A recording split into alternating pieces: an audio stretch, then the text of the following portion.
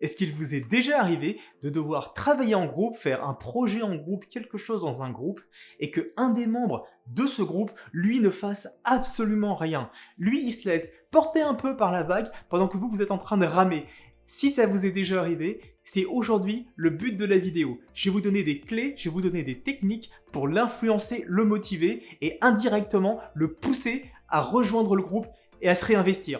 Bonjour, je m'appelle Arvin. L'objectif de ma chaîne, c'est de vous donner des clés, de vous donner des techniques pour améliorer votre communication, améliorer votre pouvoir d'influence et rester motivé quoi qu'il arrive. Ok, soyons honnêtes, soyons francs. Lorsque cette situation vous arrive et que vous devez travailler dans un groupe avec quelqu'un qui ne fait absolument rien, ce que vous avez envie de lui dire c'est « Bon, c'est bon, tu vas te manier, tu vas travailler un peu, s'il te plaît, avant que je commence à me fâcher. » Bien que cette approche directe présente de nombreux avantages, dont celui de pouvoir dire vraiment ce qu'on pense à la personne qui fait absolument rien, je vous propose de prendre plutôt une approche un peu plus indirecte, un peu plus subtile. Déjà, il faut comprendre que lorsque l'on travaille dans un groupe, il est beaucoup plus facile pour ceux qui ne veulent absolument rien faire de se cacher dans la masse.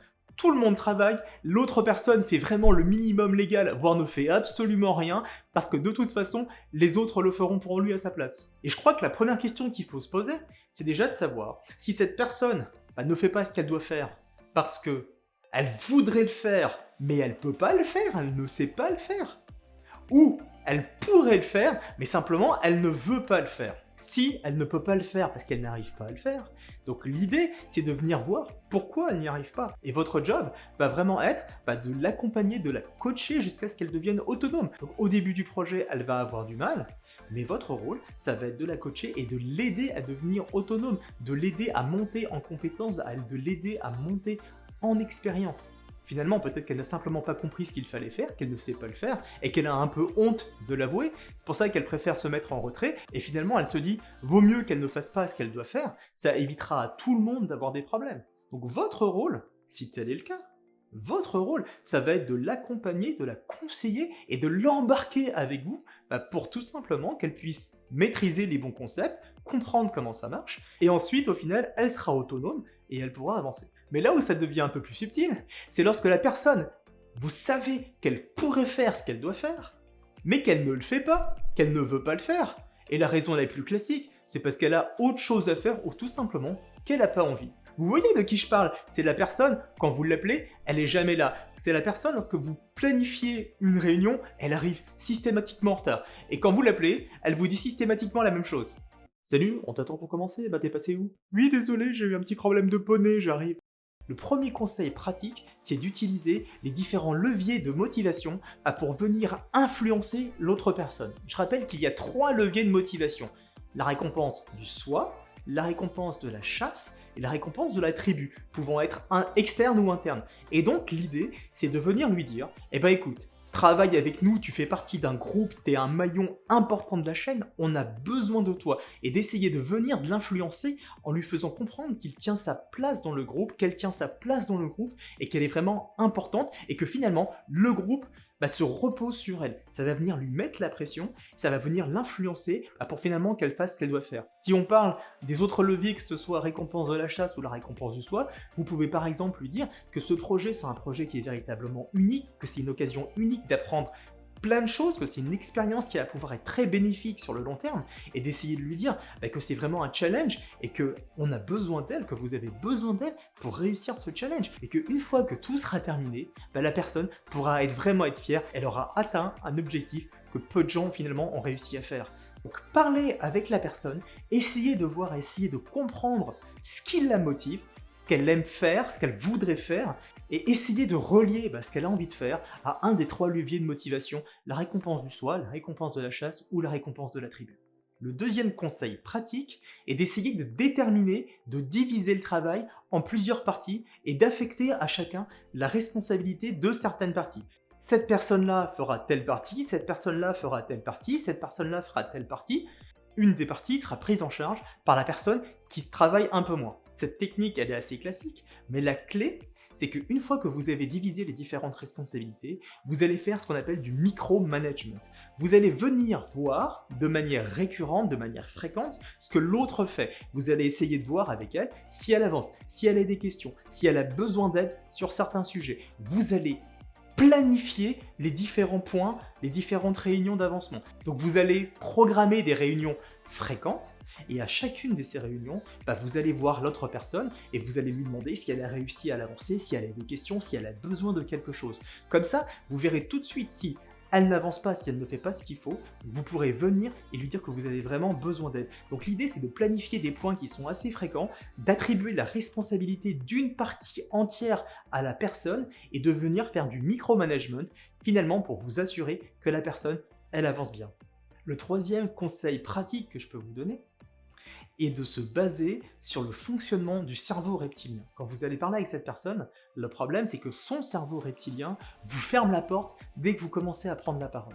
Parce que le message que vous lui passez est trop compliqué, trop ennuyeux, parce qu'il y a trop de choses à faire, très clairement, ce que vous proposez de faire à l'autre personne ne l'intéresse absolument pas.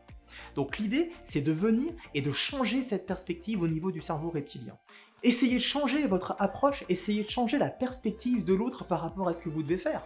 Montrez que ce que vous devez faire finalement, c'est pas du tout ennuyeux, c'est pas trop compliqué, pas trop complexe, ou en tout cas que c'est simplifiable. Montrez que c'est excitant, que c'est intéressant, que vous allez apprendre des choses qui sont très pertinentes sur le long terme. Essayez de désamorcer le cerveau reptilien de l'autre, et vous pourrez ainsi jouer sur les autres phases du cerveau, et notamment jouer sur les émotions et sur son besoin d'implication, pour qu'elle puisse vraiment finalement rejoindre un petit peu le groupe et travailler et s'impliquer un peu plus. La technique suivante vient d'un livre qui s'appelle L'Art de la guerre, écrit par Sun Tzu. C'est un livre qui est vraiment très intéressant et qui présente les différentes stratégies à la fois militaires, mais des stratégies que vous pouvez utiliser dans votre vie quotidienne, dans les conflits que vous pouvez rencontrer de manière quotidienne. Et une des stratégies intéressantes données par Sun Tzu pour essayer d'influencer quelqu'un qui ne veut pas faire ce qu'il doit faire dans un groupe, qui ne veut pas s'impliquer dans une action de groupe, c'est d'essayer déjà de comprendre comment est la dynamique du groupe. Est-ce que vous êtes 1, 2, 3, 4, 5 dans le groupe et ce n'est qu'une seule personne qui ne travaille pas? Imaginons qu'il y a 6 personnes dans un groupe et ce n'est qu'une seule personne dans ce groupe qui ne veut pas s'impliquer dans le travail. S'il y a un surnombre très important, donc vous êtes 5 contre 1, la technique qui est dite, c'est de la confrontation directe. Donc vous pouvez simplement prendre la personne et vous mettre face à elle, les 5 personnes face à la personne, et lui dire que vous avez vraiment besoin qu'elle s'implique plus sur le projet, que vous dépendez d'elle, et que vous avez simplement besoin qu'elle s'implique beaucoup plus. En jouant éventuellement sur les facteurs de récompense, en lissant un petit peu le message, en lissant un petit peu la perspective de son cerveau reptilien, mais vous pouvez aller en confrontation directe, parce que finalement, vous êtes 5 contre 1. Si maintenant vous êtes un groupe de 3 personnes, et que finalement une des 3 personnes ne veut pas trop s'impliquer, donc vous êtes 2 contre 1, la technique qui marche très bien, c'est de diviser les responsabilités, diviser le job, diviser ce que vous devez faire en plusieurs parties. Donc l'idée c'est que vous deux, finalement, vous allez mettre une pression qui va venir de manière successive pour influencer l'autre, lui mettre la pression, et finalement le pousser à travailler. Ça va le mettre dans une position assez inconfortable, où finalement, s'il n'est pas poussé, s'il n'a pas la pression de travailler par un des membres du groupe, ce sera l'autre personne qui va lui mettre la pression. Donc finalement, dans tous les cas, il préférera avancer, en rechignant un peu éventuellement, mais il préférera faire le boulot pour être un peu plus tranquille. Et finalement, si vous êtes dans un groupe de 2 personnes, et il n'y a qu'une seule des 2 personnes qui ne veut pas faire son travail, l'idée est donc d'abord d'essayer de la coacher, de la conseiller, de la comprendre et de lui dire tout simplement que vous avez besoin d'elle. Mais ce qui est intéressant de faire, c'est aussi d'apporter une tierce personne dans la discussion, une personne qui va venir elle aussi finalement mettre une pression indirecte à la personne qui ne veut pas travailler. Donc prenons un cas concret. Vous êtes 2 à travailler sur un projet, l'autre personne n'a pas forcément trop envie de s'impliquer. Vous voyez qu'à chaque fois, elle vous sort une excuse très simple. Je peux pas, j'ai piscine, je peux pas, j'ai poney, je peux pas, j'ai sieste. D'ailleurs, entre parenthèses, mettez dans les commentaires les pires excuses que vous avez déjà reçues de quelqu'un qui ne voulait pas travailler. Donc ce que vous pouvez faire d'un point de vue pratique, c'est simplement de déjà décomposer votre activité en plusieurs tâches. Certaines tâches sont portées par vous, les autres sont portées par l'autre personne. Et bien pour mettre la pression à cette personne, ce que vous pouvez faire, c'est de lui dire simplement que lorsque vous travaillez sur votre partie, et même que vous pensez que sur sa partie à elle-même, elle peut avoir le même souci, que vous avez des questions, que vous avez besoin de clarification, que vous avez un besoin, finalement de comprendre un peu plus certains aspects du problème, et que du coup vous avez appelé quelqu'un d'autre, vous avez appelé un autre groupe pour vous donner des conseils, vous avez appelé un prof pour lui demander des clarifications, vous avez demandé à un manager de venir pour partager un peu son expérience et que vous avez besoin que cette personne-là soit présente avec vous pour poser toutes les questions qu'elle a besoin. En adoptant cette stratégie, vous pourrez dire à votre binôme que sa présence est essentielle pour recevoir les informations, mais aussi pour montrer que le groupe est soudé. Si elle n'est pas présente, finalement, elle perdra la face au manager, face au prof, face aux collègues. Donc elle va se sentir finalement obligée d'y aller, non pas pour travailler avec vous, mais pour ne pas perdre la face. Un des rôles fondamentaux dans sa stratégie, c'est que la tierce personne puisse mettre la pression à votre binôme qui ne fait absolument rien. Et comme finalement une nouvelle personne est présente et que votre binôme doit sauver la face, elle sera obligée de faire le minimum syndical pour avancer. C'est une manière qui est très bonne pour mettre la pression sur quelqu'un. Cela va la responsabiliser et elle n'aura d'autre choix que de faire ce qu'elle doit faire pour ne pas perdre la face vis-à-vis du prof, du manager. Bien, la première chose à ne surtout pas faire. Donc imaginons qu'il y a un écart très fort de compétences, de connaissances entre vous et la personne qui ne veut pas travailler. Souvent, dans ce cas-là, la tendance naturelle, c'est de dire « je ne vais pas me fatiguer avec elle, je vais faire tout ce que je dois faire, je vais tout faire parce que je sais que je vais essayer de le faire du mieux possible, comme ça au moins je n'ai pas à gérer des problèmes relationnels. » Et ce n'est jamais une très bonne stratégie, parce que finalement, ça va créer un sentiment de mal-être, ça va créer un conflit entre vous et la personne, et vous ne pourrez plus du tout travailler avec elle dans le futur. Et par ailleurs, tout faire tout seul ne peut marcher que dans certaines circonstances.